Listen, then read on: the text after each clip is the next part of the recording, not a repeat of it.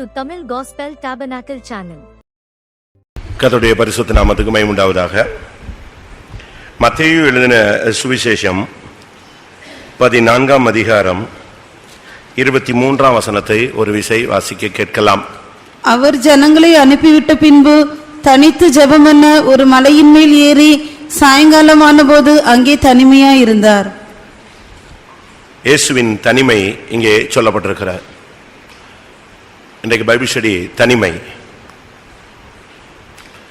ஒரு மனிதன் தனியாக இருக்கும் பொழுது தேவன் அவனோடு இடைபட அதிக வாய்ப்பு உண்டு.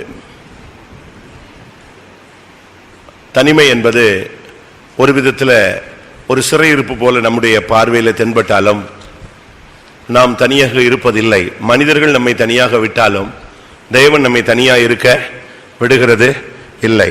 யோவான் எழுதின சுவிசேஷத்தில் பார்க்கும் பொழுது, நீங்கள் எல்லாரும் என்னை தனியே விட்டுவிடும் காலம் வரும், ஆனாலும் நான் தனியாய் இரேன், என் பிதா என்னோடு கூட இருப்பார் என்று இயேசு தெளிவாக சொன்னார்.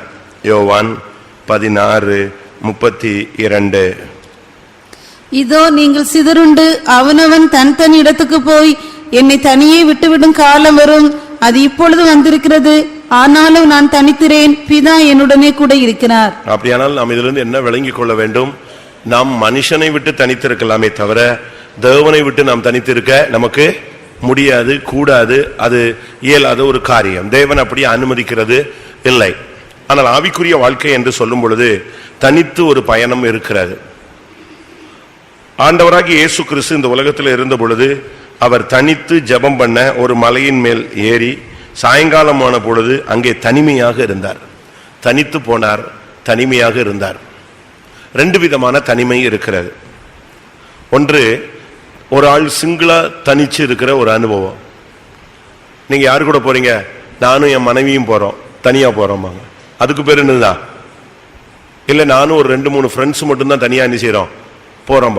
அப்போ ஒரு 2 பேரோடு 3 பேரோடு சேர்ந்து போறதுக்கு பேருக்கும் என்ன இருக்கு பேரு? நாங்க 2 பேர் மட்டும், நாங்க 4 பேர் மட்டும் தனியா போறோம், வேற யாரும் எங்க கூட வர்றதில்லை. இது சில இடங்களில் சொல்லுவோம், யாருமே என் கூட வரல, நான் தனியா தான் என்ன செய்யறேன், போறேன்னு சொல்லுவோம். இப்படிப்பட்ட 2 விதமான தனிமைகள் வேதத்திலும் கூட சுட்டி காட்டப்பட்டிருக்கிறது. முதலாவது தனிமை என்பது ஜெபம். ஜெபத்தில் ஒரு மனுஷன் தனியா இருக்கிற ஒரு ஜெபம் இருக்கு. குரூப் பிரேயர் இருக்கு, ஃபேமிலி பிரேயர் இருக்கு, இப்படி பல அனுபவங்கள் இருக்கு. ஆனா அதுலேயே ஒரு தனித்து ஒரு ஜெபம் இருக்கிறது. இயேசு கிறிஸ்து இந்த தனிமையை அதிக விசை விரும்பினதாக வேதம் சுட்டி காட்டுகிறது. தனக்கென்று 12 சீசர்களை அவர் தெரிந்தெடுத்து வைத்திருந்தாலும், அதுலேயும் ஒரு 2-3 பேரை அவர் ஸ்பெஷலாக ஏற்படுத்தி வைத்திருந்தாலும், இப்படிப்பட்ட சூழ்நிலைகளுக்கு மத்தியிலும் கூட அந்த 12 பேரையும் கூட ஒதுக்கி வைத்து விட்டு அவர் தனியாக என்ன செய்தார், இருந்து ஜெபிக்கும் ஒரு பிராக்டிஸை வைத்திருந்தார். சில இடங்களில் நீங்க பாத்தீங்கன்னா 12 பேரோடு போவார், சில இடங்களில் பார்க்கும் பொழுது 3 பேரோடு போவார், சில இடங்களில் போகும்பொழுது அதை விட்டுட்டு கூட என்ன செய்வாரு, தனியாய் போவார்.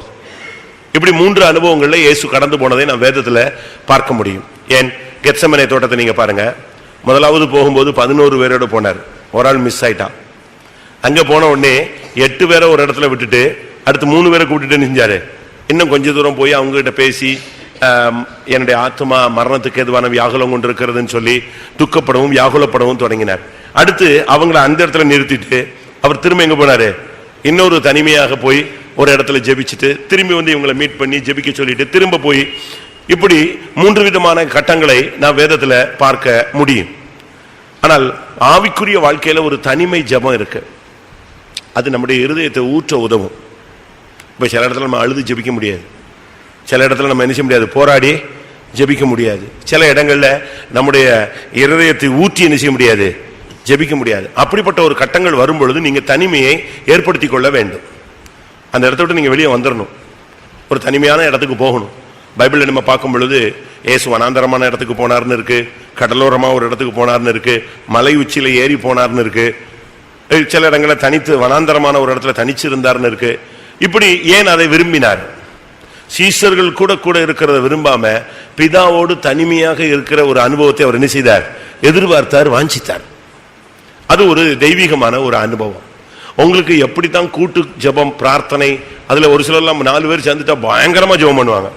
இவங்களை தனியா விட்டா ஜெபமே என்ன செய்யாது, ஓடாது. ஒரு சிலர் அப்படி இல்லை, குரூப்பா ஜெபிக்க மாட்டாங்க, தனியா விட்டா தானாவே பேசி ஆவியில் நிறைஞ்சு குதிச்சுட்டு இருப்பாங்க.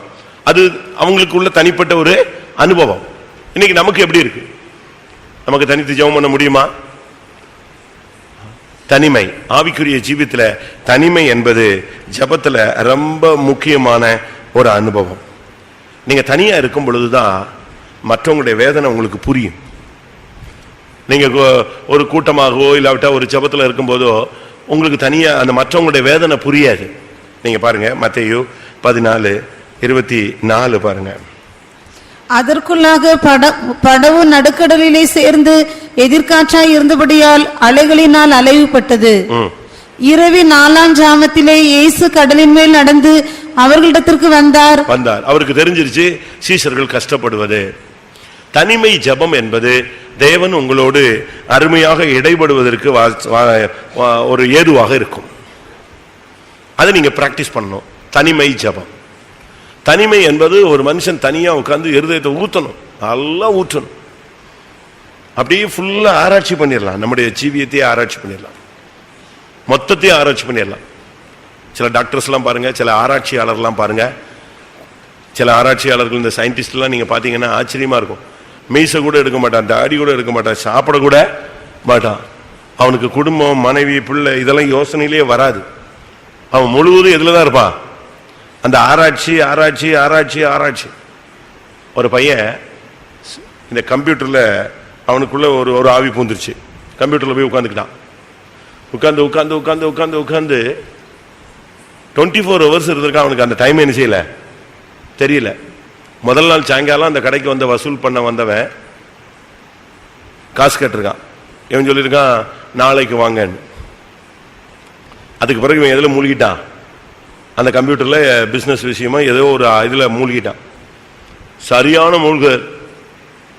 அடுத்த 24 மணி நேரம் கழிச்சு அவன் சொன்னால அடுத்த நாள் சாயங்காலம் வர சொல்லி அதே ஆள் வந்துட்டான். அப்பதான் இவனுக்கு தெரியுது சாப்பிட போல குடிக்க போல எதையுமே கவனிக்கல. இவன் பாட்டுக்கு ஷட்டரை இறக்கி விட்டு நெஞ்சிட்டே இருக்கான், வேலை செஞ்சிட்டு. அவன் என்ன கண்டுபிடிச்சான் தெரியுமா? அந்த கம்ப்யூட்டருக்கு முன்னால ஒரு போர்டு இருக்கு இல்லையா, கீபோர்டே இல்லாம செல்லுலயே ஆபரேட் பண்ற மாதிரி ஒரு கண்டுபிடிச்சான். கலெக்டர்ஸ்க்கு முன்னாலெல்லாம் போய் அதை போட்டு காட்டினான். இப்படி அவனுடைய மூளை எதோ போச்சே, அவனுக்கு வீட்டுக்கு போகணும்னு சிந்த வரல, எல்லாத்தையும் ஆஃப் பண்ணி போட்டு பேசாம அதுலயே மூழ்கிறது. இதே மாதிரிதான் ஆராய்ச்சியாளர்கள்லாம் இப்படித்தான் போயிட்டாங்க. அப்படியே மைனூட்டா மைனூட்டா மைனூட்டா மைனூட்டா அதுலயே உள்ள போயிடுறது. அதுபோல தேவ சமூகம் என்பதை அது ஒரு இன்ட்ரெஸ்டானது ஒரு சப்ஜெக்ட். அதுல போய் எல்லாருக்கும் அது இன்ட்ரெஸ்டா இருக்காது. ஒரு சிலருக்கு தனியா இருந்தா பேய் பிடிச்ச மாதிரி இருக்கும். உட்காந்து யோசிச்சுக்கிட்டு சோத்திரம் சோத்திரம் சோத்திரம் வாங்க பயந்துருவாங்க, எந்திரிச்சு ஓடி போயிடுவாங்க. ஒரு சிலர் அப்படி இல்லை, தனியா உட்காந்து அழகா ஊற்றி இருதயத்தை ஊற்றி ஜெபம் பண்ணுவாங்க. அவங்களுக்குள்ள அந்த ஆண்டவரும் அவங்களும் சேர்ந்துட்டாங்கன்னா அதை போல ஒரு வாழ்க்கையில என்னது நன்மை இருக்காது. அந்த அளவு ஜெபிக்கணும். எனக்கு தெரிஞ்சு எத்தனையோ பேர் அப்படி ஒரு பிராக்டிஸ் வச்சிருக்காங்க. எவ்வளவு பேர். சில பாஸ்டர்ஸ் எல்லாம் சில இடத்துக்கு போயிடுவாங்க. சில பெரிய பெரிய பிரசங்கிமாரெல்லாம் நீங்க பாத்தீங்கன்னா அவங்க சில ப்ரோக்ராமுக்கு முன்னால எங்க போயிடுவாங்க, தனியா எங்கேயாவது ரூம் எடுத்து தங்கிடுவான். 8 மணி நேரம் 12 மணி நேரம் 1.5 நாள் 2 நாள் உபவாசம் போட்டு அங்கேயே கிடக்கிறது. ஆண்டவர் ஒரு பதில் கொடுக்கிற வரைக்கும், ஆண்டவர் ஒரு விடுதலை கொடுக்கிற வரைக்கும், ஆண்டவர்கிட்ட இருந்து ஒரு ரிசல்ட் வர்ற வரைக்கும். சில பாஸ்டர்ஸ் அப்படி இருந்திருக்காங்க. நீங்க பாச முத்தையான்னு கேள்விப்பட்டிருப்பீங்க, நம்ம சபையில நாசரேத் தான். அவருக்கு பேரு முரடன் முத்தையான்னு சொல்லுவாங்க. முரட்டு முத்தையான்னு. விசுவாசத்துல அப்படியே ஸ்ட்ராங்கா நிக்கிற ஒரு ஆள்.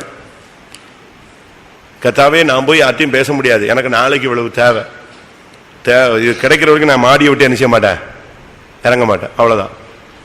உட்காந்து ஜெபிச்சு அந்த காசு மாடிக்கு வந்து சேர்ற வரைக்கும் எங்க இருப்பாரு, மாடியில் இருப்பாரு. நம்ம என்ன செய்வோம் தெரியுமா? கத்தாவே நான் புறப்பட்டு போறேன், எங்க அக்கா இந்த காசை கொடுத்துடணும் சுவாமி, கடன் கேட்ட உடனே கொடுத்துடணும் ஆண்டவரே. இப்படி ஜெபம் பண்ணிட்டு போனா அந்த அக்கா கொடுக்கத்தான் செய்வா. என்ன நீ எதைத்தான் ஜெபம் பண்ணிருக்க?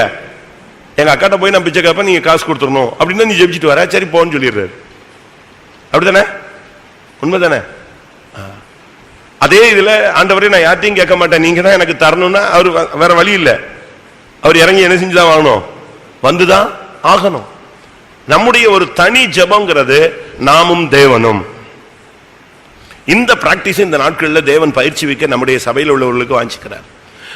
ஒரு நீங்க போய் உங்களுடைய பிரச்சனையை ஒரு ஊழியக்காரர்ட்ட ஷேர் பண்ணிடலாம், இல்ல ஒரு நண்பன்கிட்ட ஷேர் பண்ணலாம். அவன் உங்களுக்கு ஜெபிப்பான், அது அவனுடைய கடமை.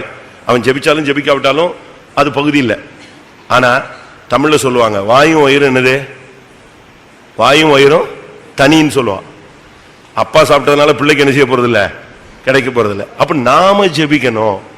நம்முடைய தனி ஜெபங்கிறது ரொம்ப முக்கியமானது. உன் இருதயத்தை நீ ஊற்ற ஆரம்பிச்சிட்டீனாலே தேவன் உன்கிட்ட வந்துருவாரு.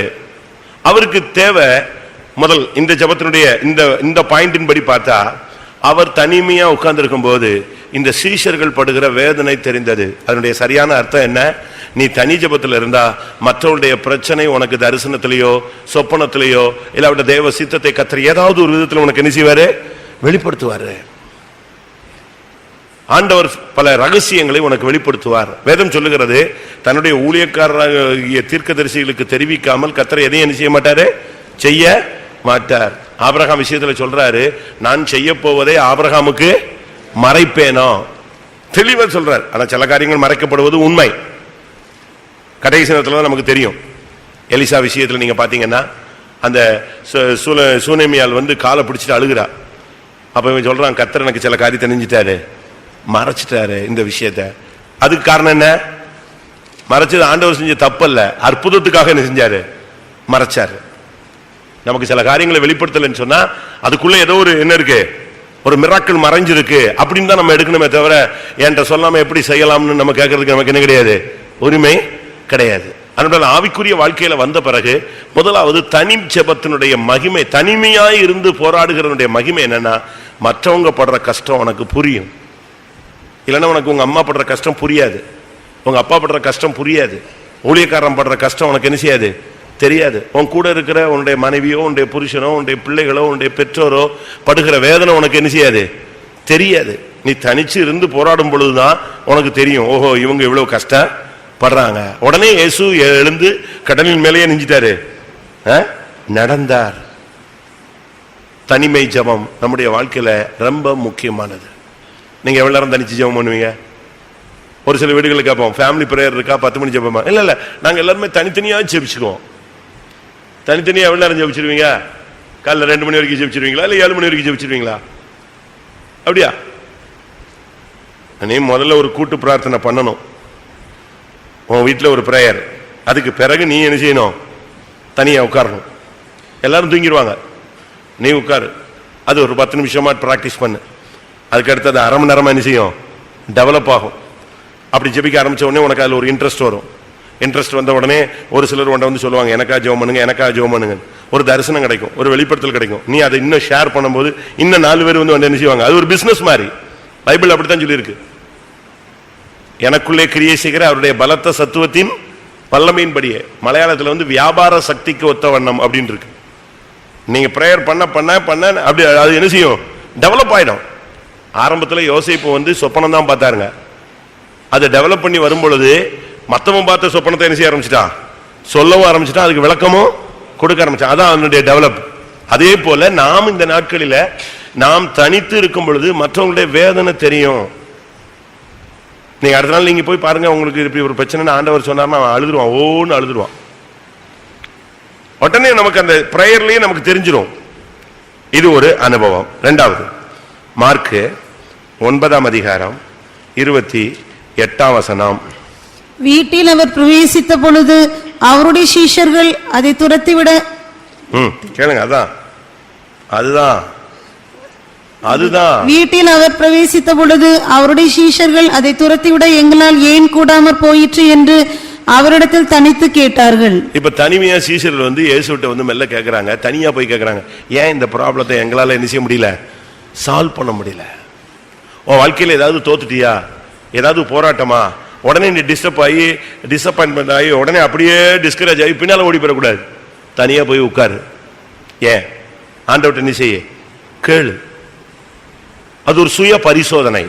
முதல்ல தனிச்சிருக்கும் போது நடக்கிற சம்பவம் என்ன, மற்றவங்களுடைய வேதனை புரியும், மற்றவர்களை குறித்து உனக்கு ஒரு வெளிப்படுத்தல் கிடைக்கும். ஊழியக்காரங்களை பத்தி, விசுவாசிகளை பத்தி உடனே அந்த வெளிப்படுத்தல் கிடைச்ச உடனே ட்ரம் அடிச்சிடக்கூடாது.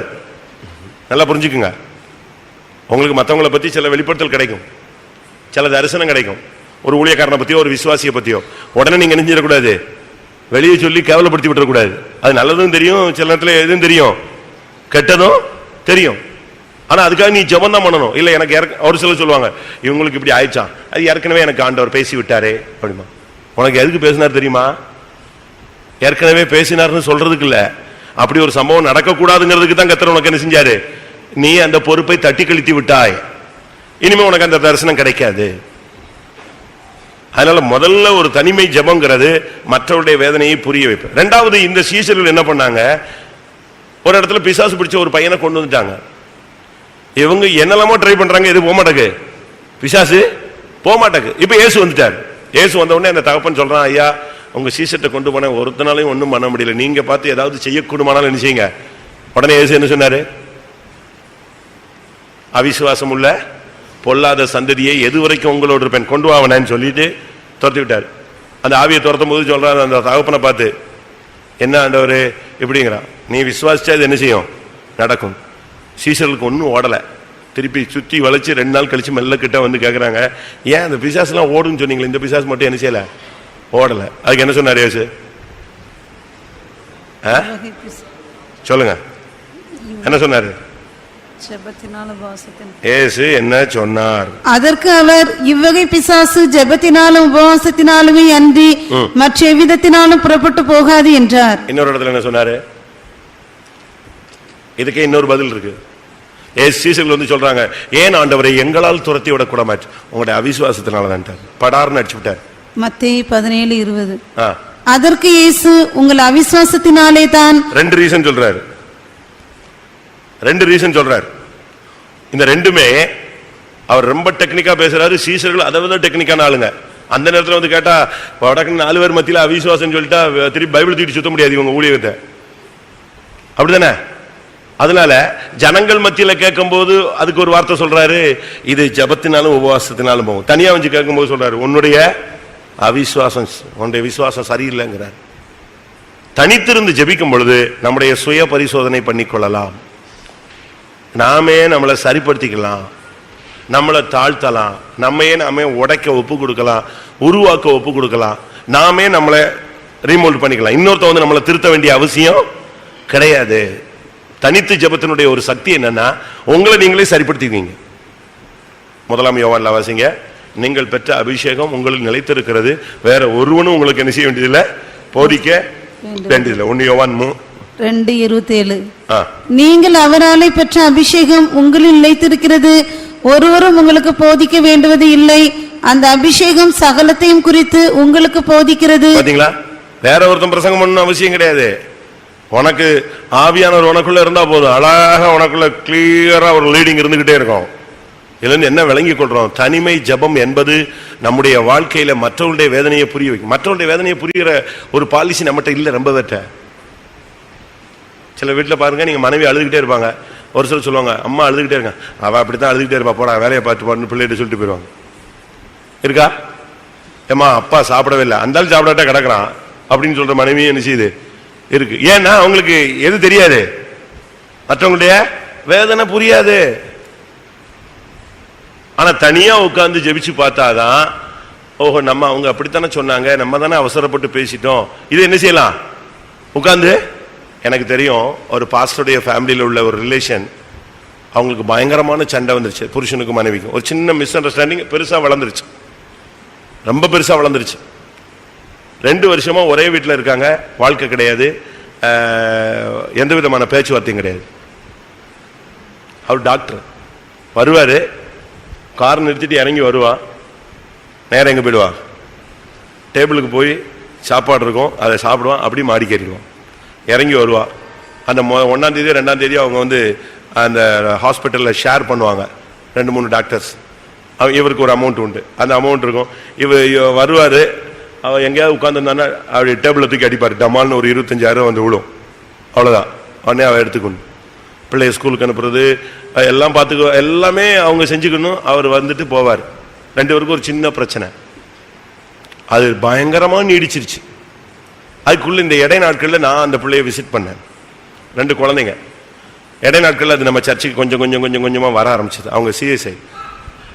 கடைசியில் ஒரு நாள் பூகம்பம் வெடிச்சிருச்சு, அவங்க அப்பா அம்மாக்கெல்லாம் தெரிஞ்சு. 2 வருஷம் கழிச்சு பொண்ணோட அம்மா அப்பாவுக்கு விஷயம் தெரிஞ்சிருச்சு. பயங்கரமான பிரச்சனை பண்ணிட்டாங்க. அன்னைக்கு இவங்களுக்கும் போய் பிரச்சனையை சால்வ் பண்ண முடியாம இவங்களும் போட்டு கத்தி சண்டையை போட்டு இன்னும் அரை மணி நேரத்தில் என்ன நடக்குது பாரு அப்படின்ட்டு நேரம் எங்க வந்துட்டாங்க, சர்ச்சுக்கு வந்துட்டாங்க.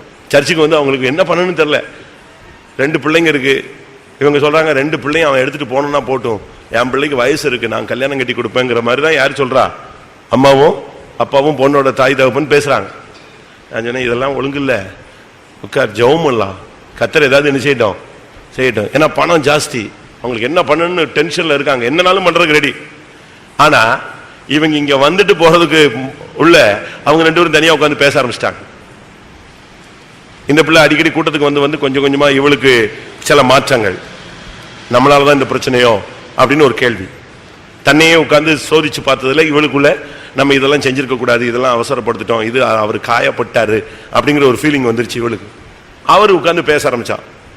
கொஞ்ச நேரத்தில் பார்த்தீங்கன்னா அரை மணி நேரம் கழிச்சு இவங்க வீட்டுக்கு போனா புயலை நெஞ்சிருச்சே, ஆஃப் ஆகி போச்சு.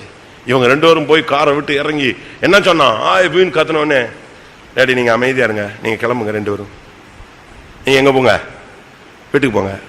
இல்லை என்ன நான் போன உடனே அடிச்சிட்டானா, ஏதாவது பண்ணிட்டானோ, உன்னை பயங்காட்டிட்டானோ அப்படி இப்படின்னு.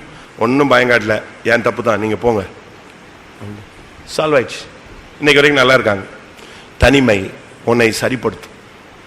அதுக்காக தனிமையில ஒரு சிலர் போயிட்டு கயிறு போட்டு தொங்கிடுவான். அது தனிமையில யார் வந்துட்டா, பிதா இல்ல, யார் வந்துட்டா, பிசாசு வந்துட்டான். உன்னையே விட்டுட்டாங்க, உன்னையே விசாரிக்க மாட்டாங்க, உன்னையே கண்டுக்கல, உன் கதை இவ்வளவுதான், நீ முடிஞ்சு போன கேஸு, நீ ஏன் உயிரோட இருக்க, தொங்கிடலாம, வெயிட் எவ்வளவு நேரம் வேஸ்ட் பண்ற அப்படின்னு பேசுவான். இந்த சத்தத்துக்கு நீ இடம் கொடுத்த, அடுத்து எங்கதான் தொங்கதான் வேணும். அப்படி இருக்கும். இயேசுவை விட்டு அந்த பிரசன்ஸை விட்ட உடனே யூதாசை யார் வந்து நிரப்பிட்டா, இன்னொரு ஆள் ஃபில் பண்ணிட்டான். ஃபில் பண்ணி தனியா கொண்டு போய் நெஞ்சிட்டான், தொங்க விட்டானே. அந்த தனிமையை நான் சொல்லல, நீ மனுஷனை விட்டு தனிமையா இருக்கலாம். அதனாலதான் இயேசு, நான் முதல்ல ஒரு வசனம் சொன்னேன் யோவான்ல, நீங்கள் எல்லாரும் என்னை தனியா விட்டுருவீங்க, ஆனா நான் தனித்திறேன். யாரு இருக்கிறா, என் பிதா என்னோடு கூட இருக்கிற. அந்த பிரசன்ஸ்ல போனாதான் உனக்கு மற்றவங்க வேதனையும் புரியும், உன்னுடைய தோல்வியும் உனக்கு என்ன செய்யும், புரியும். அதுதான் ரொம்ப முக்கியமானது. அடுத்ததாக மார்க்கு 13:3. பின்பு அவர் தேவாலயத்துக்கு எதிராக ஒலிவ மலையின் மேல் உட்கார்ந்திருக்கையில் பேதுருவும் யாக்கோவும் யோவானும் அந்திரேயாவும் அவரிடத்தில் தனித்து வந்து, இவைகள் எப்பொழுது சம்பவிக்கும், இவைகள் எல்லாம் நிறைவேறும் காலத்துக்கு அடையாளம் என்ன, எங்களுக்கு சொல்ல வேண்டும் என்றார்கள். பாருங்க, இப்ப தனிச்சு போய் வருகையின் காலத்தை பத்தி விசாரிக்கிறாங்க. நீங்க உலகத்துக்கு அப்படி சம்பவிக்கும் இப்படி சம்பவிக்கும் சொல்றீங்களே, இதெல்லாம் எப்ப சம்பவிக்கும்? இது ஒரு மனவாட்டியினுடைய ஒரு கேள்வி. ஆண்டவரே எப்போ நீர் வருவீர், எப்பொழுது என்னிடத்தில் வருவீர்? தாவீது கேட்கிறான். 101 சங்கீதம் 2 வசனம்.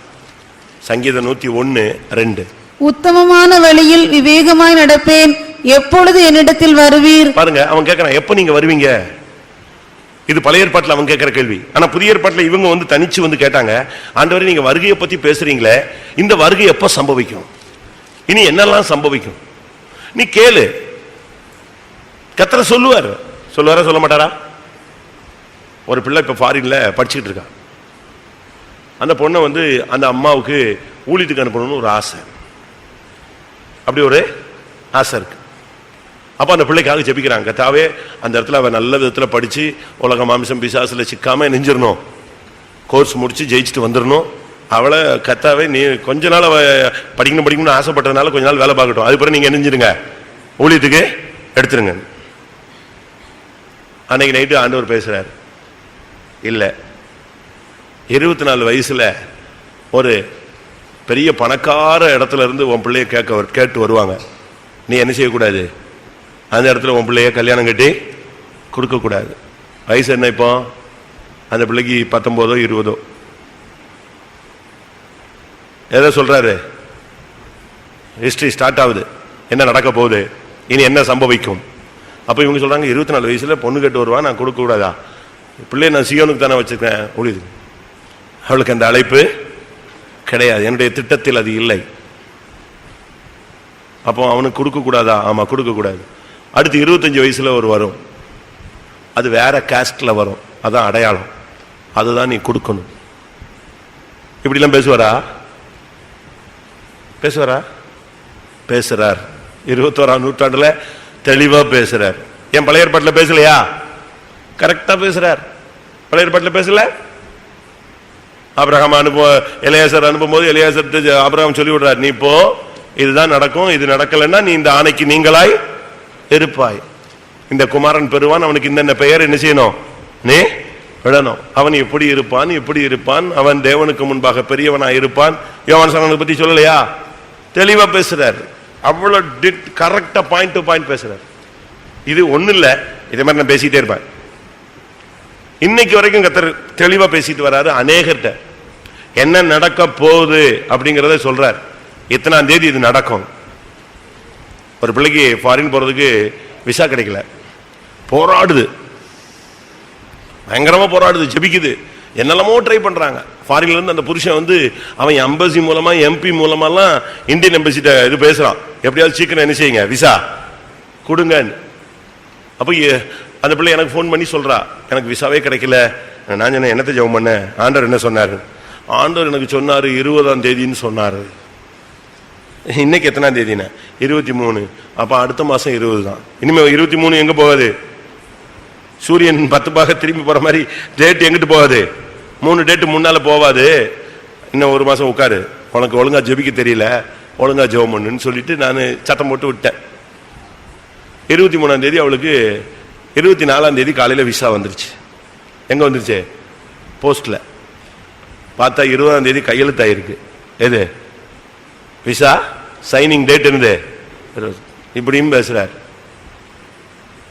அந்த அளவு நமக்கும் தேவனுக்கு என்ன வேணும்?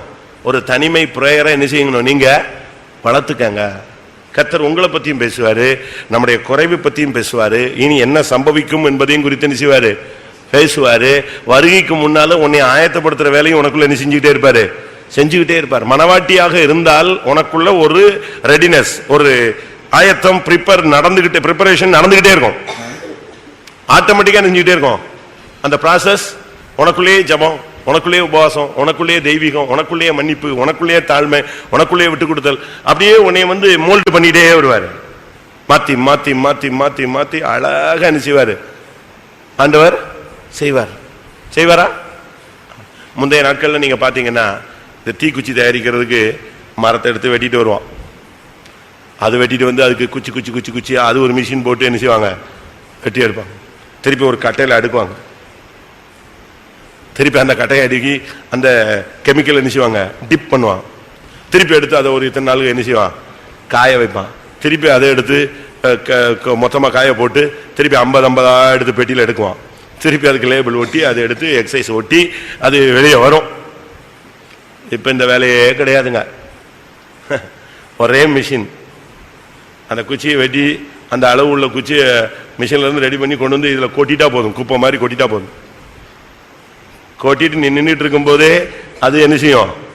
லைன் பண்ணும், போய் டிப் பண்ணும். அப்படியே ஒரு 2-3 சுத்து ஹீட்டர்ல ஒரு சுத்தும், அதுக்குள்ள அது நெஞ்சிரும், காஞ்சிரும். அடுத்து அங்க கொட்டும். அடுத்து அதே மிஷின்லயே 50 போட்டு நீ உட்காந்து எண்ணிட்டு இருக்க வேண்டியதில்லை. அதுவே டக்கு டக்குன்னு போடும், மூடும், லேபிள் ஒட்டும், வெளியே தள்ளிட்டு போயிடும். இதெல்லாமே நான் சொல்றது மாதிரி இதே ஸ்பீட்ல போகும். எப்படி இருக்கும்?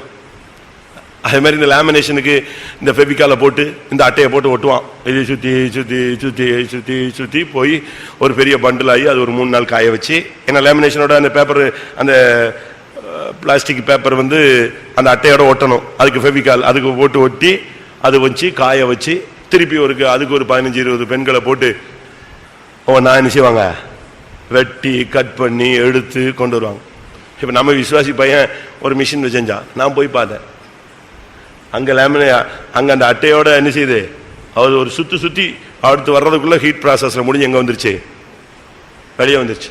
வெளியே வந்த உடனே நான் அது எப்படி வெட்டுவீங்கன்னு கேட்டேன். வெட்டுறதுக்கு சும்மா ஒரு சுண்டுது, லைட்டா ஒரு சுண்டு, ஒரு வீல் மாதிரி நிக்குது ஒண்ணு, அப்படி ஒரு சுத்தும் டப்புன்னு இவன் நிலத்துக்கு வெட்டிடுது.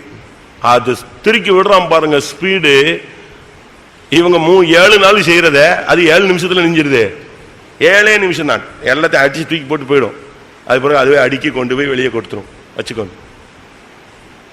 இதே போல ஆரோனுடைய கோல் என்ன செஞ்சது? மற்ற நேரத்தில் என்ன செய்யும்? செடியை வெட்டி வச்சு எரு ஊற்றி தயிர் போட்டு தண்ணி ஊற்றி அதுக்கு அப்படியே பாதுகாத்து அது ஒரு சின்ன முளை விட்டு அதுக்கு ஒரு சீசன் வந்து அது பூத்து காய்ச்சி கனி கொடுக்கும். ஆரோனுடைய கோல் என்ன பண்ணிச்சு? குவிக் ப்ராசஸ், ஹீட் ப்ராசஸ், ரொம்ப ஸ்பீடா வச்சாரு. என்னது? ஒரே நைட்டுக்குள்ள நிஞ்சணும், துளிருடணும், பூக்கணும், காய்க்கணும், பாதுமை பழம் கொடுக்கணும். இதுதான் இப்ப நடக்க போது வருகையில. ஒரே நைட்டுக்குள்ள உன்னை ஓட்டு உருட்டி எடுத்து கொண்டு போய் மனவாட்டியா தூக்கி கொண்டு போய் எங்க விட்டுருவாரு. அதான் நடக்க போகுது. இவன் கேட்கறான், இந்த 2-3 பேரும் தனிச்சு வந்து கேட்கறாங்க, ஆண்டவரே இது எப்போ நடக்கும்? உலகத்தின் முடிவில் இப்படிலாம் நடக்கும்னு சொல்லியிருக்காங்களே. இவங்க எல்லாம் தனியா வந்து, ஏன்னா மற்றவங்க நிற்கும் போதெல்லாம் நினைச்ச முடியாது, இதை பேச உன் கேளு. உன் குடும்பத்துல உன்னுடைய வாழ்க்கையில அடுத்து என்ன சம்பவிக்க போகுது அது ஆண்டவருடைய சமூகத்தில் நீ கேட்கலாம். அதுல ஒன்றும் தடை இல்லை. தானியேல் 10ஆம் அதிகாரம் 8ஆம் வசனம். தானியேல் 10:8. நான் தனித்து விடப்பட்டு அந்த பெரிய தரிசனத்தை கண்டேன், என் பலனெல்லாம் போயிற்று. தனித்து விடப்பட்டு அந்த பெரிய தரிசனத்தை கண்டேன். ஒரு சிலர்லாம் இன்னும் தானியேலாவே இருக்காங்க. ஒரு நாள் பார்த்த சொப்பனம் அடுத்த நாள் என்ன செய்யுது? கண்டினியூ ஆகுது. அப்படி யாருக்காவது இருக்கா? நமக்கு படுக்கிறதுக்கே நேரம் இல்லை. படுத்த உடனே கண்ணை மூடினாங்கன்னா போதும். ஒரு சிலர் பேசிட்டு இருக்கும்போது தூங்கிடுவான், வண்டி ஓட்டும் போது தூங்குற மாதிரி. அவ்வளோதான். அதுக்கப்புறம் சொப்பனம் கிடையாது, தரிசனம் கிடையாது, வெளிப்படுத்தல் கிடையாது, ஒன்றுமே கிடையாது. செத்து மாதிரி கிடப்பான். காலைல யாராவது எழுப்பி விட்டா திருப்பி எழுந்துச்சு மிஷின் மாதிரி ஒர்க் பண்ணும். ஆனால் தானியேல் சொல்றான், நான் தனித்து விடப்பட்டு அந்த பெரிய தரிசனத்தை கண்டு திகிலடைந்து போனேன். தனிமை என்பது தேவன் தன்னுடைய சித்தத்தை வெளிப்படுத்தும் நேரம். நீங்க பாருங்க, தானியேலுக்கு கிடைச்ச தரிசனம் இன்னைக்கு வரைக்கும் இன்னும் முடிவு என்ன செய்யல, வரல. அவன்கிட்ட சொன்னாரு, முடிவு காலம் மட்டும் இது என்ன செய்யும், இருக்கும். இப்பவும் நடக்குதா இல்லையா? தானியேல் பார்த்த தரிசனங்கள் சொப்பனங்கள்லாம் இன்னும் வெயிட்டிங்ல இருக்கு. இன்னும் இப்பவும் கூட அதனுடைய முடிவு கண்டிஷன் ஒரு 90% நெஞ்சிருச்சு. இன்னும் 10% நிறைவேறாம இருக்கு. அவ்வளவு தரிசனம் பார்த்திருக்கான். கர்த்தர் உங்களோட பேசுறாரா? தெளிவா பேசுவார். ஆண்டவர் வந்து ஒரு காலத்துல மறைமுகமா பேசினாருங்க. ஆனா இப்ப அப்படி இல்லை. ரொம்ப அழகா தெளிவா எந்த இது நடக்க போகுது, உனக்கு இது நடக்கும், இது நடக்காது, இது கிடைக்கும், இது கிடைக்காது, ரொம்ப தெளிவா பேசுறார். அந்த அளவு நாம் இந்த நாட்களில் தனிச்சு ஆண்டவர்கிட்ட போராடணும். இயேசு தனிமையில் இருக்கும் பொழுது மற்றவங்களுடைய கஷ்டங்களை புரிந்து கொண்டார். சீசர்கள் தனியா இருக்கும் பொழுது இயேசுவிடத்தில் வந்து தங்களுடைய குறைகளை கேட்டு தெரிந்து கொண்டார்கள். சீசர்கள் இயேசு தனியா இருக்கும் போது இனி என்ன சம்பவிக்கும் என்பதை தனித்து வந்து கேட்டு அறிந்து கொண்டார்கள். தானியேல் தனித்து இருக்கும் பொழுது கர்த்தர் மகிமையான தரிசனங்களை வெளிப்படுத்தினார். நீங்க இந்த பிராக்டிஸ்லாம் வரணும். யாராவது போய் ஜெபிச்சிங்களா, என்ன தெரிஞ்சது சொல்லுங்க அப்படின்ட்டு போய் நீங்க மற்றவன்கிட்ட கேட்க வேண்டிய அவசியம் இல்லை. நீ உன்னிடத்துல மற்றவங்க கேட்கிற மாதிரி நீ என்ன செய்யணும், ஜெபிக்கணும்.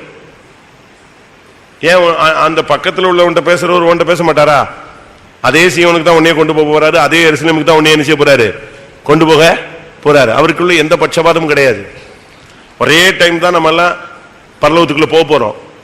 அப்ப அவங்க கிட்ட பேசுறதே உன்கிட்ட பேசக்கூடாதா? காரணம் வேற ஒண்ணு இல்ல, அவனுடைய செவி திறந்திருக்கு, அவன்கிட்ட பேசுறாரு, உன் செவி திறக்கல, அதனால உன்கிட்ட என்ன செய்யல, பேச முடியல. ஒரே தரிசனத்தை சில இடங்கள்ல பாத்தீங்கன்னா ஒரே மாதிரி சொல்லுவாங்க. ஒரு நாள் பாத்தீங்கன்னா நீங்க மெசேஜும் ஒரே மாதிரி இருக்கும், தீர்க்கதரிசனம் ஒரே மாதிரி இருக்கும், சாட்சியும் ஒரே மாதிரி இருக்கும், பாட்டும் ஒரே மாதிரி இருக்கும். அதுதான் கரெக்ட். சில நேரங்களில் நாங்கள் மெசேஜ் எடுத்துட்டு வருவோம், கன்ஃபார்ம் பண்ண முடியாம இருக்கும், இதை பேசிடலாமா பேச வேணாமா, அடிப்பாங்க. தீர்க்கதரிசனம் கரெக்டா நெஞ்சிடும், கன்ஃபார்ம் ஆயிடும். அப்படி தீர்க்கதரிசிகளும் இருக்காங்க. சில இடத்துல பாட்டிலேயே நமக்கு கன்ஃபார்ம் ஆயிடும். ரைட், அந்த பாட்டு வார்த்தைகள் வந்தோடனே ரைட்டு, இதுதான் இன்னைக்கு என்னது மெசேஜ். அந்த அளவு நமக்கு தரிசனம் வெளிப்படுத்தல் நமக்கு தேவை. தரிசனம் இல்லாத இடத்தில் ஜனங்கள் சீர்கெட்டு போவார்கள். கடைசி நாட்களில் மாம்சமான யாவர் மேலும் நான் ஆவியை ஊற்றுவேன், அப்பொழுது அவர்கள் தரிசனம் காண்பார்கள். தேவனுடைய ஒரு தொடர்புக்கு பேர் தான் தரிசனம். அடுத்ததாக உபாகமம் 33:28. உபாகமம் 33:28. இஸ்ரவேல் சுகமாய் தனித்து வாசம் பண்ணுவான், யாக்கோபின் ஊற்றானது தானியமும் திராட்சரசம் உள்ள தேசத்திலே இருக்கும். இஸ்ரவேல் சுகமாய் தனித்து வாசம் பண்ணுவான். தனித்து வாசம் பண்ணுகிறதுல ஒரு சுகம் இருக்கு. ஆண்டவரோடு இருக்கிற ஒரு தனிமையான ஒரு அனுபவத்துல இந்த தனித்து வாசம் பண்ணுவான் அப்படின்னா என்ன? அந்த வசனம் திரும்ப வாசிங்க. இஸ்ரவேல் சுகமாய் தனித்து வாசம் பண்ணுவான். யாக்கோபின் ஊற்றானது தானியமும் திராட்சரசம் உள்ள தேசத்திலே இருக்கும். அவருடைய வானமும் பனியை பெய்யும். அவருடைய வானம் பனியை பெய்யும். அது என்ன? அவருடைய வானம், நம்முடைய வானம், அவன் இன்னொருத்தனுடைய வானம். அவருடைய வானம் பனியை பெய்யும். தனித்து வாசம் பண்ணுகிறதுல ஒரு வித்தியாசமான தன்மை என்னன்னா, உபாகமம் 32:2 வாசிங்க. வானம் என்னத்தை பெய்யும்? மலையானது இளம் பயிரின் மேல் பொழிவது போல் என் உபதேசம் பொழியும். பனித்துளிகள் புல்லின் மேல் இறங்குவது போல் என் வசனம் இறங்கும். இதுதான் அங்கு தெளிவாக சொல்லப்பட்ட ஒரு காரியம். வசனம் இல்லாட்ட உபதேசம், இது ஒரு மனுஷனுடைய வாழ்க்கையில தனிமையா இருக்கும்போது அவனுக்கு கிடைக்கக்கூடிய ஒரு அனுபவம். இப்ப நம்முடைய சபையினுடைய உபதேசம்ங்கிறது வேதத்தில் உள்ள ஒரு உபதேசம் தான். ஆனா அதே நேரத்தில் நம்முடைய பரிசுத்தவான்கள் அந்த நாட்களில் உட்கார்ந்து தனித்து ஜவுமணி தான் ஆசரிப்பு கூடாரம், பலிகள், இஸ்ரவேல் பயணம், இந்த உபதேசங்கள்லாம் அவங்களுக்கு என்ன செய்தது? கிடைத்தது. அப்படி கிடைச்சதுதான் அவங்களுக்கு இந்த வெளிப்படுத்தல்கள் தான். அதனால நீ தனித்து வாசம் பண்ணும் போது அவருடைய வானம் உனக்கு என்ன செய்யும்? பனியை பெய்யும். உபதேசம் இறங்குவதை காண்பிக்கிறது. தனிமையா இருக்கும்போது கர்த்தர் உன்னோடு உபதேசத்தை பேசுவார். அதான் அதனுடைய முக்கியமான அனுபவம். அவருடைய வானம், மறுபடியும் சொல்லுங்க, பனியை பெய்யும். என் உபதேசம் பொழியும். எப்படி பொழியும்? பனித்துளிகள் புல்லின் மேல் இறங்குவது போல வசனம் இறங்கும். மலையானது இளம்பயிரின் பொழிவது போல உபதேசம் பொழியும். அப்ப இதுல இருந்து என்ன விளங்கிக் கொள்கிறோம்? நீ தனிச்சு இருக்கும் போது கர்த்தர் வசனத்தோடு உன்னோடு பேசுவார், உபதேசத்தோடு உன்னோடு பேசுவார். வசனமும் உபதேசமும் ரெண்டு தன்மை உள்ளது. அந்த வசனம் ஒரு மனுஷன் பேசியாச்சுன்னா அவன் எந்த சூழ்நிலை இருந்தாலும் அவனுடைய ஆத்மா என்ன செய்யும்? உயிர்ப்பிக்கப்பட்டுரும். கர்த்தருடைய வார்த்தை ஆத்மாவை உயிர்ப்பிக்கக்கூடியதா இருக்கிறது. பேதையை ஞானியாக மாற்றக்கூடியது. அதனால தான் வேதம் சொல்லுகிறது அவருடைய வானம் பனியை பெய்யும். பனியை பெய்யும் சொன்னாலே வசனத்தை இறக்கும்னு அர்த்தம். கர்த்தர் அவன்கிட்ட பேசுவார். ஒரு வசனம் பேசட்டுமே போதும். ஒரு வார்த்தை கர்த்தர் அவன்கிட்ட பேசிட்டா போதும். உன்னுடைய வேலைக்கோ, உன்னுடைய பிள்ளைக்கோ, உன்னுடைய குடும்பத்துக்கோ, உன்னுடைய தனிப்பட்ட வாழ்க்கைக்கோ கர்த்தர் ஒரே ஒரு வசனம் சொன்னா போதும். ஒரு வார்த்தை. அந்த ஒரே வார்த்தையில உன்னுடைய வாழ்க்கையில எல்லா தன்மையும் மாறிடும். இன்னைக்கு நமக்கு ஆண்டவர் அப்படி பேசுறாரா? இஸ்ரவேல் தனித்து சுகமாய் வாசம் பண்ணுவான். அவனுக்கு அதுதான் அவனுடைய அழைப்பு. நமக்கு இந்த மற்ற ஜனங்களோடு சேர்ந்து வாழ்ற அனுபவம் நமக்கு கிடையாது. நம்ம அவங்களோடு போய் கும்மால் அடிக்கிறதுக்கு நம்மளால இயலாது. அது சரி கிடையாது. அதனால தான் வேதம் சொல்லுகிறது இஸ்ரவேல் சுகமாய் தனித்து வாசம் பண்ணுவான். அவருடைய வானம் பனியை பெய்யும். வசனம் உனக்கு கிடைக்கணும். வசனம் உனக்கு ஒரு வசனம் கிடைச்சா போதும், அதை பிடிச்சுக்கிட்டே போயிடலாம். ஏனென்றால் அந்த வசனம் எப்படிப்பட்டது? ஜீவன். அந்த ஜீவனுக்குள்ள என்ன இருக்கு? ஒளி இருக்கு. ஆதியிலே தேவனுடைய வார்த்தை இருந்தது, அந்த வார்த்தை தேவனிடத்தில் இருந்தது, அது தேவனா இருந்தது, அந்த மனுஷருக்கு ஒளியா இருந்தது, மனுஷருக்கு ஜீவனா இருந்தது. ஒரு வார்த்தை கிடைச்சா போதுங்க, அதை பிடிச்சுக்கிட்டே போலாம். கர்த்தர் ஒரு வார்த்தை உன்கிட்ட சொல்லிட்டாரு, நீ போன்னு சொல்லிட்டாரு, நீ போயிட்டே இரு. உனக்கு கிடைக்கும் சொல்லிட்டாருன்னா அது எந்த விதத்திலேயாவது உன் கையில வந்து என்ன செய்யும்? கிடைக்கும். கிடைக்காமலாம் போகாது. ஆண்டவர் சொல்லிட்டாருன்னா ஒரு இப்படி நான் இப்படி வரிசையா சொல்லிட்டே இருப்பேன். எத்தனையோ வேற்ற ஆண்டவர் தெளிவா பேசுறாரு. விவாக காரியத்தில் பேசுறாரு, சாவு காரியத்தில் பேசுறாரு. எத்தனையோ பரிசுத்தவான்கள் சாகுறதுக்கு முன்னால இத்தனை மணிக்கு நான் நெஞ்சிருவேன், செத்துருவேன்னு சொல்றாங்க. கரெக்ட் டைம் போட்டு அவங்களுடைய ஓட்டம் அழகா என்ன செய்யுது? முடியுது. கூப்பிட்டு பிரசங்கம் பண்ணி எல்லாரையும் ஆசீர்வதிச்சுட்டு தன்னுடைய ஓட்டத்தை முடிக்கிறவங்களும் என்ன செய்யறாங்க? பைபிள்லயும் இருக்கிறாங்க, இப்பவும் சபையிலையும் இருக்கிறாங்க. அதுக்கு காரணம் என்னன்னா அவங்க கிட்ட ஆண்டவர் தெளிவா பேசுறாரு, உபதேசத்தை அவனோடு பேசுறார். இந்த உபதேசத்தினுடைய மாண்பு என்னன்னா அது உன்கிட்ட பேசும். இந்த வசனத்தினுடைய சக்தி என்னன்னா மனுஷன் பேசாட்டாலும் இந்த வசனம் நெஞ்சுக்கிட்டே இருக்கும், பேசிக்கிட்டே இருக்கும். நீ தூங்கும் போது கூட இந்த வசனம் உன்னை எழுப்பி பேசும். அப்படி நடந்திருக்கா உங்களுக்கு? நீங்க எங்கேயாவது போகும்போது சில வசனம் உங்ககிட்ட பேசிக்கிட்டே வரும். அப்படி எத்தனையோ பேருக்கு நடந்திருக்கு. ஒரு ஹாஸ்பிட்டல்ல சீரியஸா கிடக்கிற மனுஷனை டாக்டர் சொல்லிட்டாங்க, கை கழுவி விட்டாங்க, இவன் தேர மாட்டான்.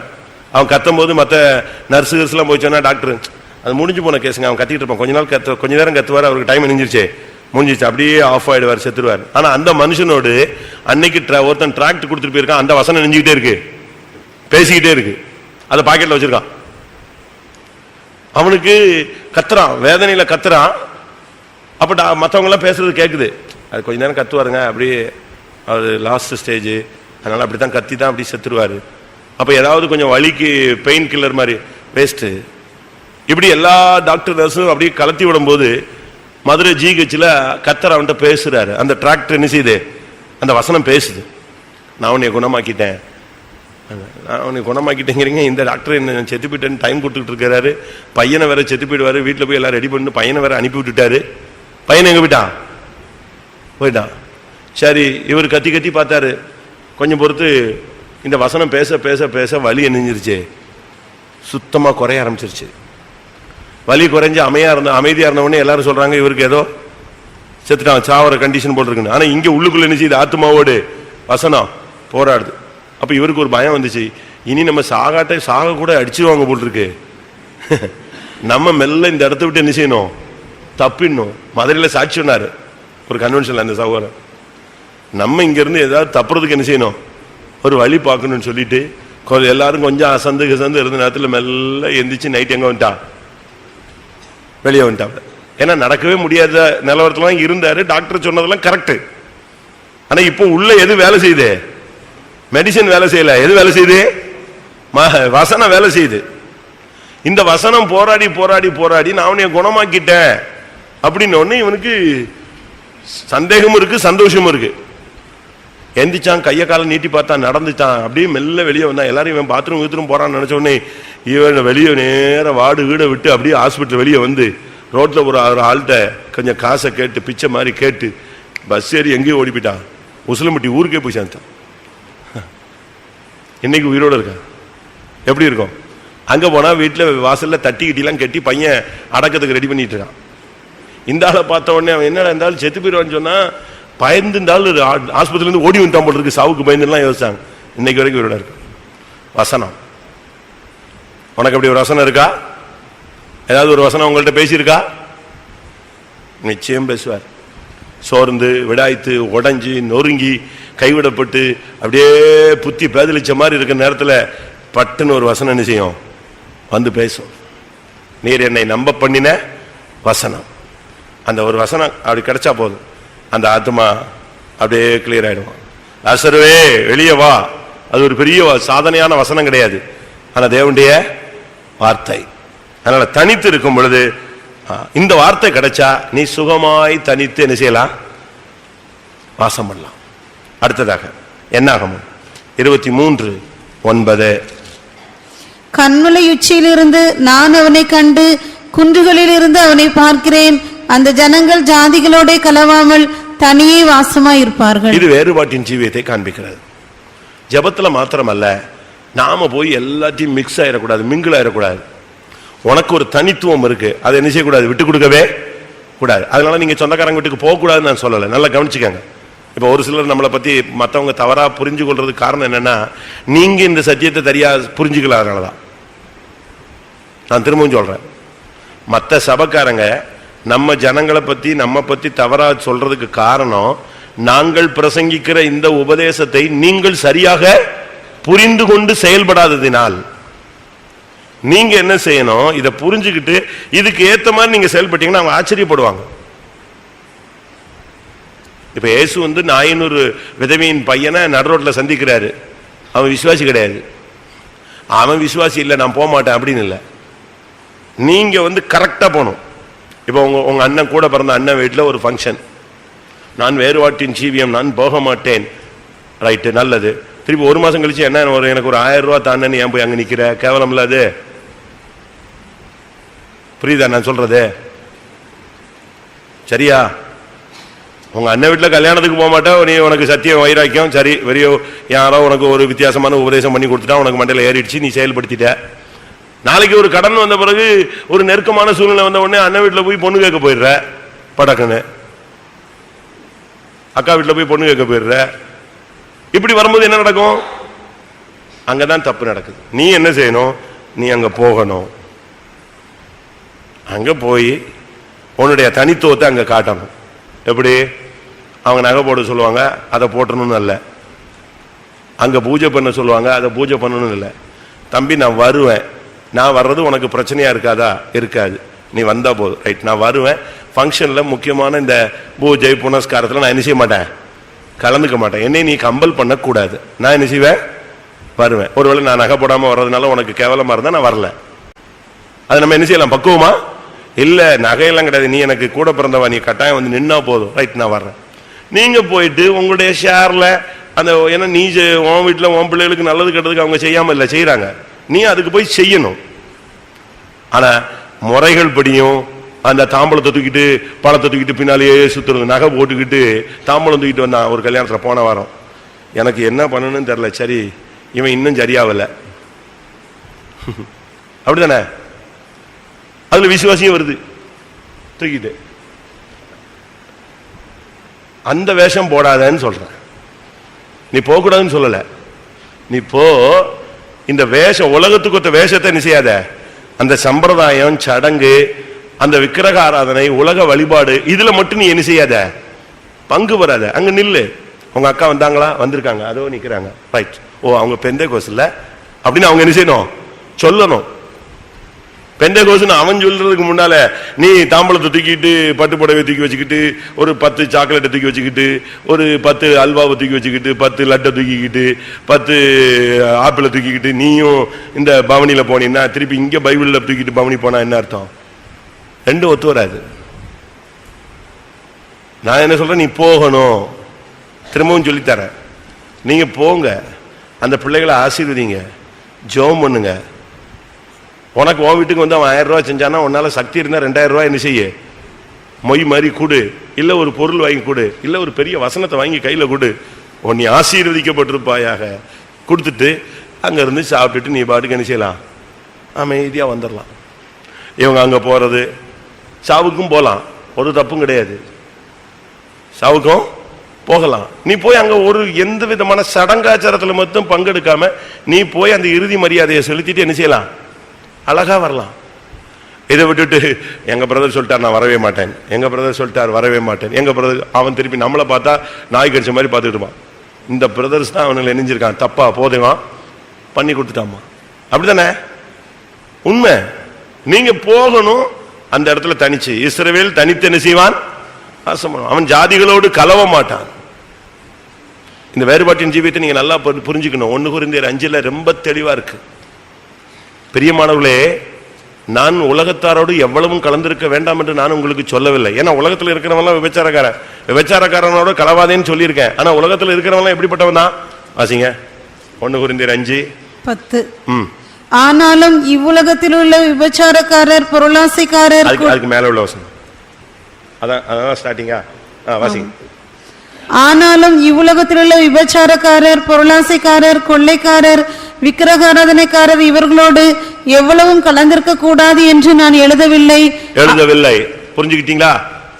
அப்படியானால் நீங்கள் உலகத்தை விட்டு நீங்கி போக வேண்டியதா இருக்குமே. புரியுதா?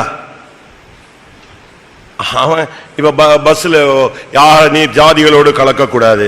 சரி, இப்ப பஸ்ல போற, அவன் விபச்சாரக்காரன் பஸ் ஓட்டிட்டு இருக்கான், விபச்சாரக்காரன் பஸ் ஓட்டுறான், அவன் ஏற மாட்டேன்னு நின்று நீ ரோட்லயே நின்றுகிட்டே இருக்க வேண்டியதான். அப்படித்தானே? கரெக்ட் தானே? ட்ரெயினுக்கு போற, ட்ரெயின் ஓட்டுறவன் அவன் யாருன்னு உனக்கு என்ன தெரியும்? நீ டிக்கெட் எடுத்திருக்க, நீ பாட்டுக்கு ஏறி நீ உன் பயணத்தை என்ன செய்யணும், தொடரணும். அதை விட்டுவிட்டு அங்க போய்கிட்டு அது இது இதெல்லாம் நீ பேசவே கூடாது. பவுல் பேசுறாரு, நீ ஒரு கடைக்கு போனியா, கடையில விற்கிற வாங்கி என்ன செய்ய, நீ பேசாம உனக்கு பசிச்சுதா வாங்கி சாப்பிட்டு போ. அங்க போயிட்டு இது எதுக்கு வைத்தது, இது எப்படி செஞ்சீர்கள் அப்படின்னு கேட்டுட்டீங்கன்னா அவன் ஒரு வார்த்தை சொன்ன பிறகு நீ என்ன செய்யக்கூடாது, அதை சாப்பிடக்கூடாதுன்னு பைபிள் சொல்லுது. அதை கேட்காம சாப்பிட்டுட்டேன்னா, பேசாம சாப்பிட்டுட்டு என்ன செய்யலாம், போயிட்டே இருக்கலாம். இது பிராமின் ஹோட்டல், இதில் சாப்பிடவே கூடாது அப்படின்னா இன்னொரு ஹோட்டலுக்கு போனா அவன் இன்னொரு சாமியை கும்பிட்டுருப்பான். இவன் சைவ சாமியை கும்பிடுவான், அவன் அசைவ சாமியை கும்பிட்டுருப்பான். அப்படிதானே? வாசிங்க அந்த வசனம். 1 கொரிந்தியர் 10:25. கடையிலே விற்கப்படுகிற எதையும் வாங்கி புசியுங்கள், மனசாட்சி நிமித்தம் நீங்கள் ஒன்றையும் விசாரிக்க வேண்டியது இல்லை. இல்லை, கடையில விற்கிற எதைனாலும் வாங்கி என்ன செய்ய, நீ பாட்டுக்கு உட்கார்ந்து சாப்பிடு. 27. அன்றியும் அவிசுவாசிகளில் ஒருவன் உங்களை விருந்துக்கு அழைக்கும் போது போக உங்களுக்கு மனதிருந்தால். நான் சொன்ன பிரசங்கம் வருது. அது கல்யாண விருந்தோ, சாவு விருந்தோ, பர்த்டே விருந்தோ, நல்லதோ கெட்டதோ ஏதோ ஒரு விருந்துக்கு உன்னை அழைத்தால் உனக்கு போக வேண்டிய கட்டாயம் வந்துருச்சு. ஏன்னா நீ உன் வீட்டுக்கு கூப்பிட்டு இருக்கல, அவன் வந்திருக்கான்ல. அவன் வரும்போது பூவு பொட்டு பட்டு வீட்டுலாம் போட்டு தானே வர்றான். அவனை கூப்பிட்டு உட்கார வச்சு நீ காஃபி கொடுக்குற. அவன் இது இயேசுவுக்கு கும்பிட்டதா, எனக்கு வேண்டாம் அப்படின்னா சொன்னா, கேக்கு நல்லதா இருக்கு, நல்லா செஞ்சிருக்காங்களே, சாப்பிட்டு தான் போறான். அப்ப நீ அவனை கூப்பிட்டு நீ கிறிஸ்துமஸுக்கு கேக் கொடுத்துட்ட பிறகு அவன் தீபாவளிக்கு சுண்டல் கொடுத்து தான் விடுவான், ஆயுத பூஜைக்கு பொறி கொடுத்துதான் விடுவான். செய்வானா செய்ய மாட்டானா? ஒண்ணு நீ இதை கட் பண்ணு, எதை இந்த ரோடா கேக் கொடுக்கறத கட் பண்ணிட்டீன்னா அவன் வீடு வீடா பொறி கொடுக்கறத நிப்பாட்டிக்குவான். அங்க கொடுத்தா வாங்க மாட்டாங்க. நீ இப்பதான் ஒரிஜினல் கிறிஸ்தவனா மாதிரி வேஷம் போட்ட மாதிரி கேக்க வெட்டி கொடுத்துட்டு நீ இதை செய்யாத. உலக பழக்க வழக்கத்துக்குள்ள நீ என்ன செய்யாத. வாசிங்க மறுபடியும் 27. 1 கொரிந்தியர் 10:27. அன்றியும் அவிசுவாசிகளில் ஒருவன் உங்களை விருந்துக்கு அழைக்கும் போது போக உங்களுக்கு மனதிருந்தால் மனசாட்சி நிமித்தம் ஒன்றை விசாரியாமல் உங்கள் முன் வைக்கப்படுகிற எதையும் புசியுங்கள். அவன் வீட்டுக்குள்ள போன உடனே பெரிய போட்டோ இருக்கும், ஸ்தோத்திரம் ஸ்தோத்திரம் ஸ்தோத்திரமா. இப்பவுமே போட்டோவை பார்த்து இவன் பாதி பயந்துருவான். அவன் போட்டா அவன் வச்சிருக்கான், நமக்கு அதை பத்தி என்ன கிடையாது. முழு உலகமும் பொல்லாங்கன் கையில தான் என்ன செய்யுது, கிடக்குது. நம்ம அதுக்குள்ளதான் போய்கிட்டு இருக்கிறோம். நம்ம அதை பத்தி எல்லாம் கவலைப்பட வேண்டிய அவசியமே கிடையாது. நம்ம போய் ஸ்தோத்திரம் பண்ணி அவன் கொடுக்குறான், காப்பி கொடுக்குறான். ஐயோ, ஒரு இந்து வீட்டுல காப்பி குடிச்சிட்டேன், இந்து வீட்டுல காப்பி குடிச்சிட்டேன். நீ யாரு, பெரிய வாரத்துல இருந்து வந்த தெய்வ புத்திரனா? நீயும் ஒரு காலத்துல இந்துவா தான் என்ன செஞ்ச இருந்த, இல்லாவிட்டா பாவியா இருந்த. ஏதோ கிறிஸ்தவனா இருந்தாலும் பாவியா இருந்த. அப்படித்தான் நம்ம பார்க்கணும். அதனால பைபிள் இதை தெரியாம ஏதாவது ஒரு ஆள் நம்ம ஆளுங்க சூடா பிரசங்கம் பண்ணிடுவான். அதோட நம்ம ஆளுங்க பாதி பேர் சொந்தக்காரன் வீட்டு பக்கமே நினைச்சது இல்ல, போறதே கிடையாது. நாங்கள் தெய்வீகம் பிரசங்கம், நாங்கள் பெந்தேகோஸ்மா. அவன் அதுக்கு பிறகு பெந்தேகோஸ் பக்கம் அவன் வரவே மாட்டான். நீ போய் அவன்கிட்ட நின்று அவனுடைய சாவு நல்லது கெட்டதுல கலந்து கொண்டு அவனை எல்லாம் பண்ணும் போதுதான் அவனுக்கு இவங்க வந்து நமக்கு என்ன செஞ்சாங்க, உதவி செஞ்சாங்க. நீ ஒரு நாள் கூட்டு பாரு, சும்மா கூட்டத்துக்கு வந்துடுவாங்க. நமக்கு வந்து மற்றவங்களை இழுக்க தெரியாது, துரத்த தெரியும். அதான் ப்ராப்ளம். நமக்கு பிரச்சனையே என்னதுதான், தமிழ்ல சொல்லுவான், பிடிச்சுக்கிட்டு ஒருத்தனை அடிச்சா அடி வாங்கிக்கிட்டே இருப்பான். வந்தவொடனே பலார்னு அடிச்சா அவன் அதோட இதோட மூஞ்சில கூட முழிக்க மாட்டான். உங்களுடைய வாழ்க்கையில நீங்க சத்தியத்தை புரிஞ்சுக்க வேண்டிய ஒரு நேரம் இதுதான். அதனாலதான் பைபிள் சொல்லுது, நீ கடைக்கு போனியா வாங்கி சாப்பிடு, பேசி போயிட்டே இரு. அங்க போன உடனே கடையில ஒரு பெரிய போர்டு இருக்கும், இந்த கடையில வாங்கக்கூடாது. அடுத்த கடை, அடுத்த கடையில பெரிய பள்ளிவாசல் மாதிரி வச்சிருப்பான். அடுத்த கடை சிஎஸ்ஐ. அவன் வசனம் போடுறாங்க, இது சிஎஸ்ஐ பெந்தேகோஸ்கார கடை, அந்த ஊர்லயே கிடையாது. நீ என்ன செய்ய, சுத்தி தான் வரணும்.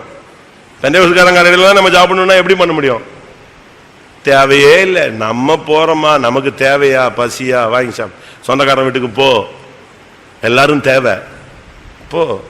ஆபத்துக்கு உதவவே சகோதரன் பிறந்திருக்கிறான். அவன் கூட பிறந்ததே உனக்கு உதவுறதுக்கு தான். அவன் வீட்டுக்கு போ, சுவிசேஷம் சொல்லு. உனக்கு மனசாட்சியில ஏதாவது இடிக்குதா, இது பூஜையில பண்ணது, இது தெய்வீகமான காரியம் அல்ல அப்படின்னு தோன்றுச்சுன்னா நீ என்ன செய்ய, எனக்கு இந்த சாப்பாடு வேண்டாம் சொல்லு.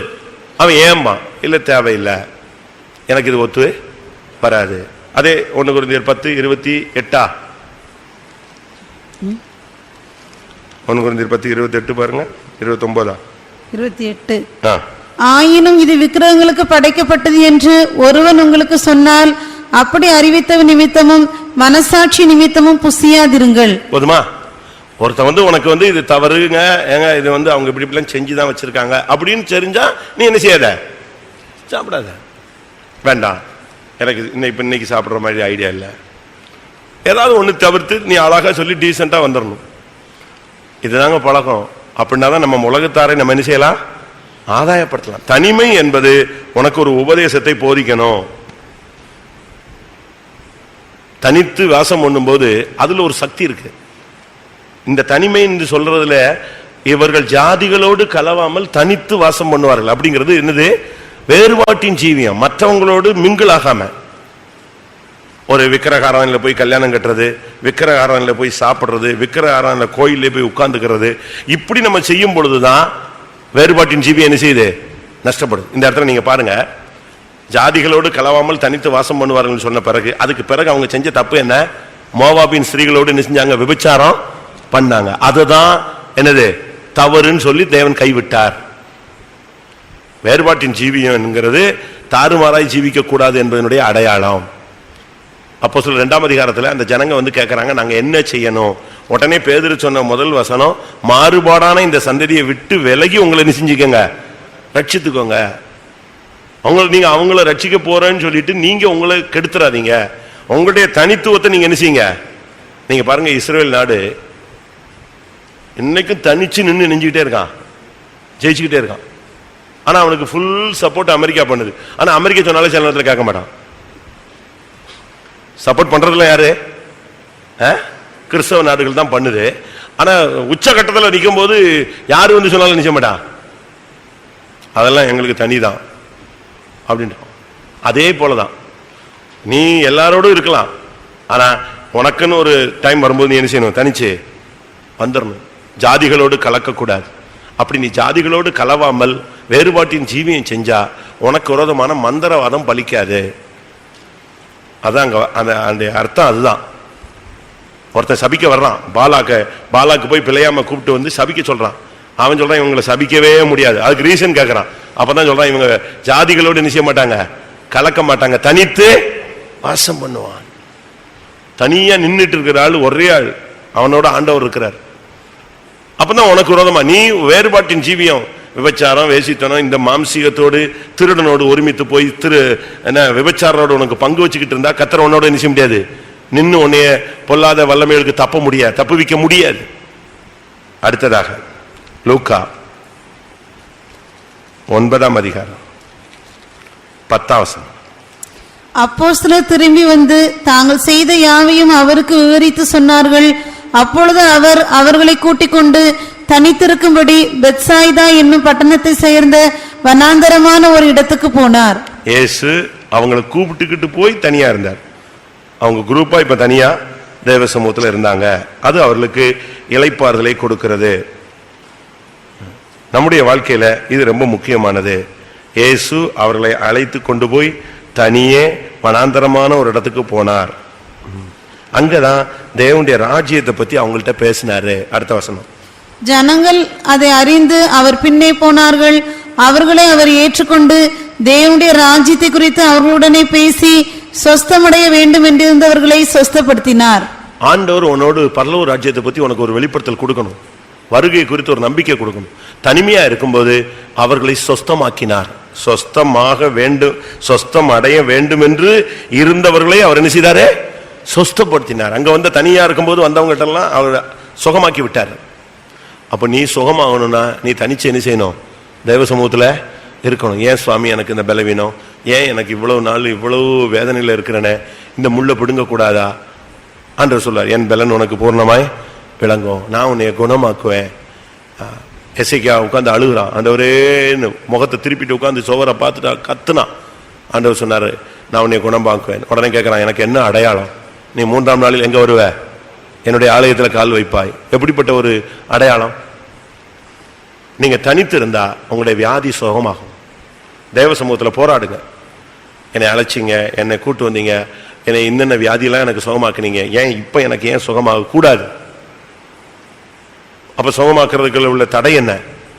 என்னுடைய புத்தின இருக்கா? என்னோட இன்னும் அறிக்கை செய்யக்கூடிய இருக்கா? இல்லை நான் ஒப்புரவாக வேண்டியிருக்கா? இன்னும் என்னை தாழ்த்த வேண்டியிருக்கா? இல்லை நான் உன்னை உருவாக்குறது. சரி, அப்படின்னா உருவாக்குங்க. அப்ப தனிமை என்பது நம்மை தேவனுடைய ராஜ்யத்துக்குரிய காரியங்களை நம்மோடு பேசி நம்மை சுகமாக்கக்கூடிய ஒரு அனுபவம். அடுத்ததாக ஆதியாகமம் இன்னும் 2 பாயிண்ட். 32ஆம் அதிகாரம் 24ஆம் வசனம்.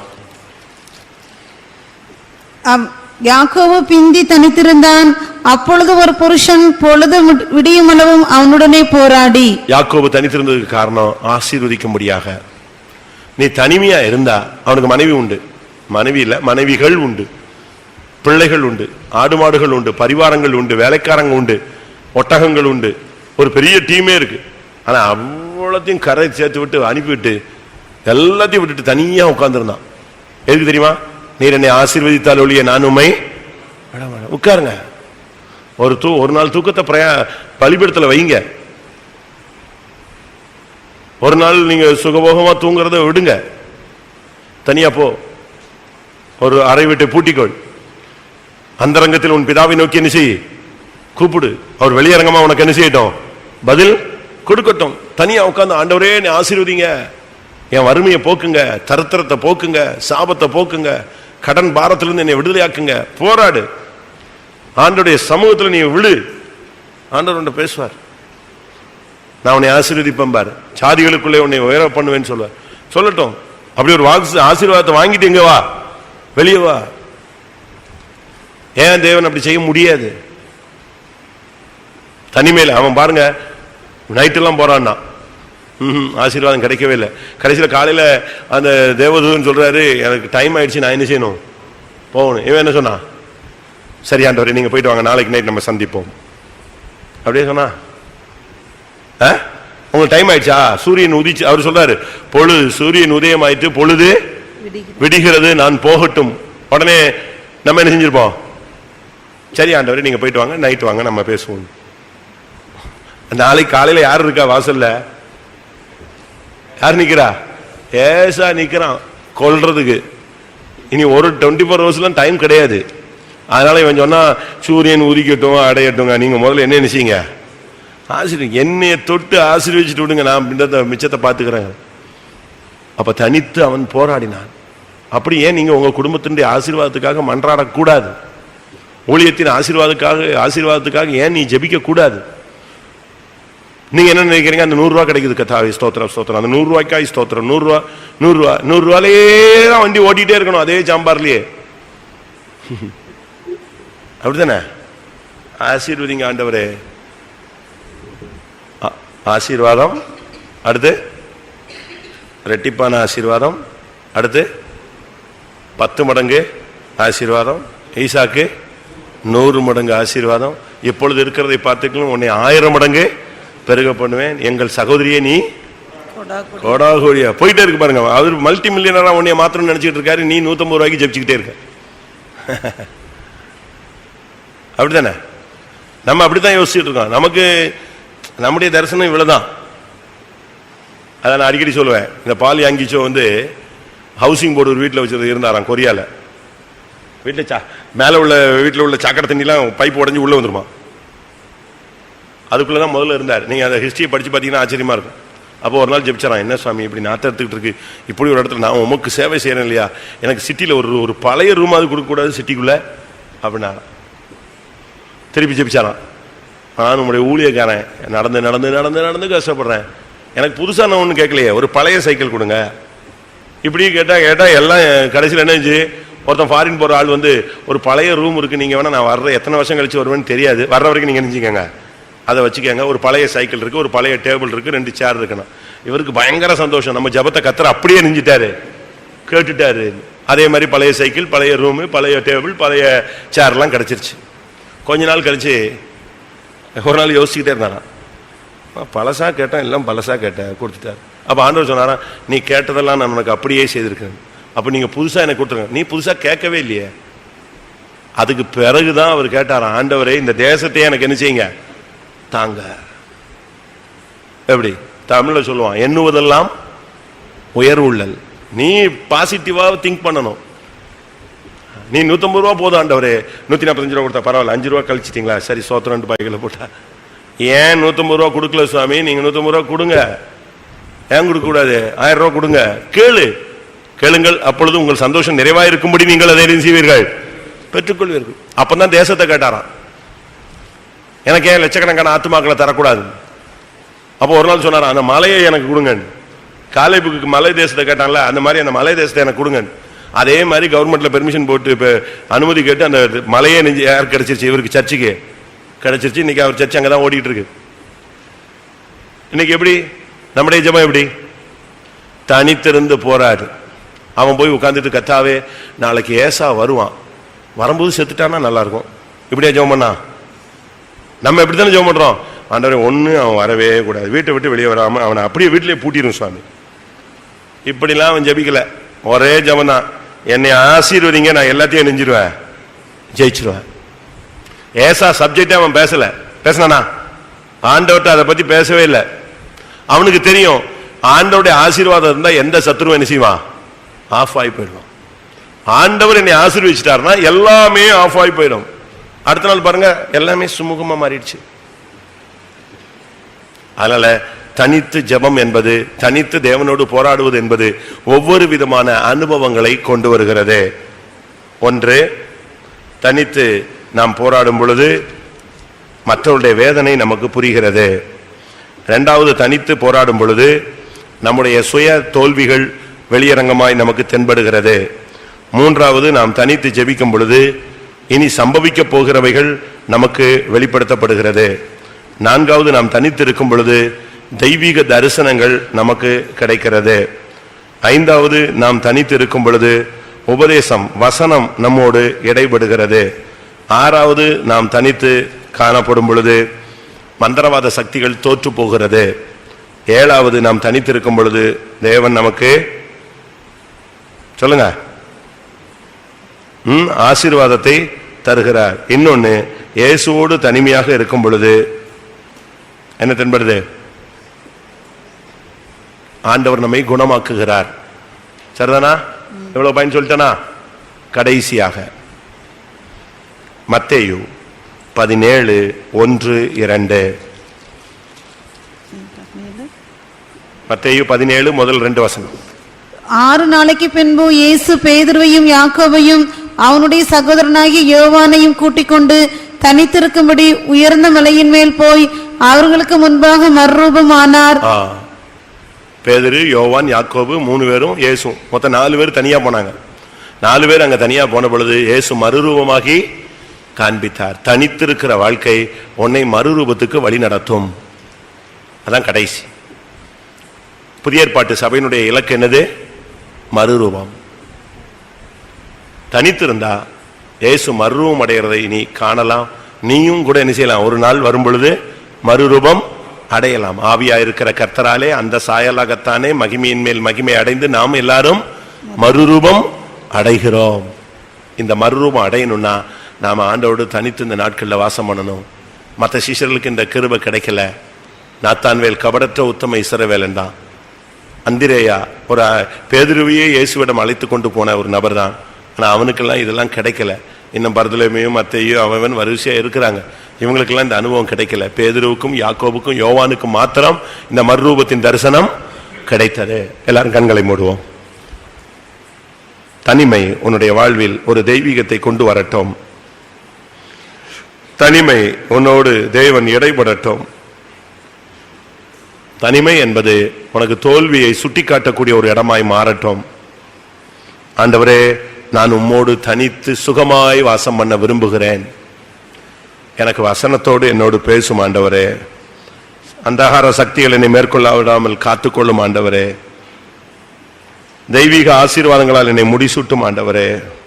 மற்றவருடைய வேதனைகளை புரிந்து கொள்ள எனக்கு உதவி செய்யும் ஆண்டவரே. பரலோக தரிசனங்கள் எனக்கு வெளிப்படுத்தப்படட்டும். இனி என்ன சம்பவிக்க போகிறது என்பதை நீர் எனக்கு பேசும். என்னுடைய ஏன் எனக்கு சில காரியங்கள் ஆகவில்லை, நடக்கவில்லை என்பதை எனக்கு சொல்லித்தாரும். எப்படியா இன்னும் நீர் வரும் பொழுது நான் உம்மோடு கூட மறுரூபம் அடைய வேண்டும். அதற்காக என்னை ஆயத்தப்படுத்தும். ஒரு 2 நிமிஷம் கண்ணை மூடுவோம், முழங்கால் போடலாம். இந்த வசனத்துக்கு சரண்டர் பண்ணுங்க. கர்த்தர் உங்களை எப்படி அழகா நடத்த லீட் பண்ணுவார். உன்னுடைய இரவெல்லாம் கர்த்தரோடு இருக்கிற ஒரு இரவாய் மாறும். உன்னுடைய வேதனையின் நேரங்களெல்லாம் கர்த்தரோடு இருக்கிற நேரமாய் மாறும். கர்த்தர் உன்னோடு பட்சமாய் பேசுகிற இரவாய் மாறட்டும். பகலோ இரவோ நீ தனித்திருக்கும் போது தேவ சமூகத்தில் போய் போராடு. கர்த்தர் உன்னை ஆசீர்வதிப்பார். உன்னுடைய துக்கங்கள் அங்கே சந்தோஷமாய் மாறும். உன்னுடைய இருதய வேதனை மனபாரங்கள் நீங்கும். கர்த்தருடைய சத்தத்தை நீ கேட்கலாம். தேவன் உன்னோடு இடைபடுவார்.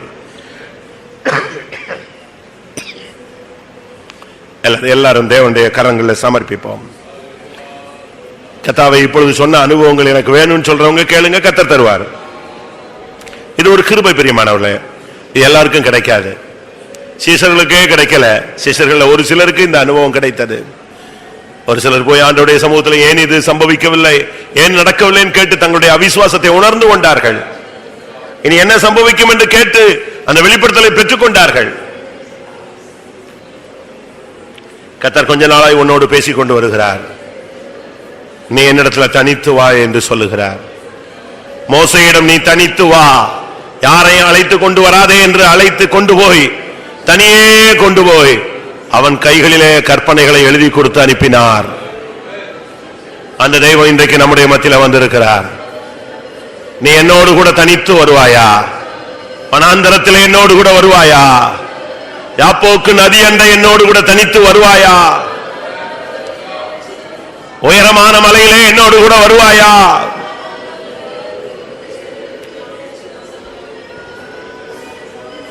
எத்தனை பேரோடு கர்த்தர் இந்த நாட்களில் தனியாய் போராடி கொண்டிருக்கிறார்.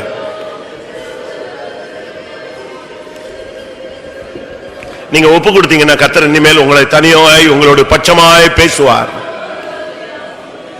உன் கண்ணீர் தேவ சமூகத்திலே துடைக்கப்படும். உன் வேதனைக்கு தேவ சமூகத்திலே பதில் கிடைக்கும். உன் தேவைகள் சந்திக்கப்படும்.